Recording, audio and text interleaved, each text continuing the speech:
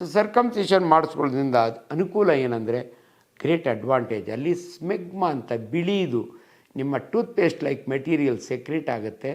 ಇದನ್ನು ವಾಶ್ ಮಾಡಬೇಕು. ನೀವು ಸರ್ಕಮ್ಸಿಷನ್ ಮಾಡಿಕೊಂಡ್ರೆ ವಾಶ್ ಮಾಡೋದು ಈಸಿ, ಅದು ಹೈಜಿನಿಕಲಿ ಗುಡ್. ಈ ಸ್ಮೆಗ್ನ ನಾವು ಕಾರ್ಸಿನೋಜನ್ ಅಂತೀವಿ. ಕೆಲವು ಸಮಯ ಇದರಿಂದ ಕ್ಯಾನ್ಸರ್ ಆಗೋ ಚಾನ್ಸಸ್ ಇರುತ್ತೆ. ಅದಕ್ಕೆ ನಮ್ಮ ಸೈಂಟಿಫಿಕ್ ಎವಿಡೆನ್ಸು ಜ್ಯೂಸಲ್ಲಿ ಕ್ಯಾನ್ಸರ್ ಪೀನೀಸ್ ಆಗೋದಿಲ್ಲ, ಭಾಳ ಕಡಿಮೆ. ಮೊಹಮ್ಮಡನ್ಸ್ನಲ್ಲೂ ಭಾಳ ಕಡಿಮೆ. ಬೇರೆ ಕಮ್ಯುನಿಟಿಯವರಿಗೆ ಆಗುತ್ತೆ. ಅದರಿಂದ ದಯವಿಟ್ಟು ನೀವು ಪ್ಲ್ಯಾನ್ ಮಾಡ್ಕೊಂಡು ಸರ್ಕಮ್ಸಿಷನ್ ಮಾಡಿಸ್ಕೋಬೇಕು. ಸೊ ನೀವು ಹಸ್ತಮೈಥುನ ಮಾಡುವಾಗ ನಿಮ್ಮ ಚರ್ಮ ಹಿಂದೆ ಹೋಗ್ದಿರ ಫೋರ್ಸಿಬಲಿ ನೀವು ಹಿಂದೆ ಹಾಕಿದ್ರಿ ಅಂದರೆ ಅದು ಪ್ಯಾರಾಫೈಮೋಸಿಸ್ ಆಗುತ್ತೆ.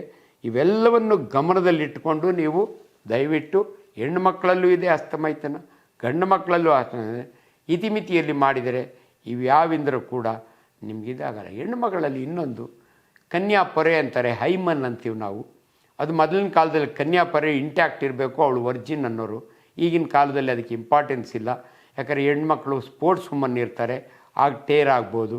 ಹಸ್ತಮೈಥುನ ಮಾಡ್ಕೊಳ್ಳೋದ್ರಿಂದ ಟೇರ್ ಆಗ್ಬೋದು. ಆದ್ದರಿಂದ this is not a sign of virginity.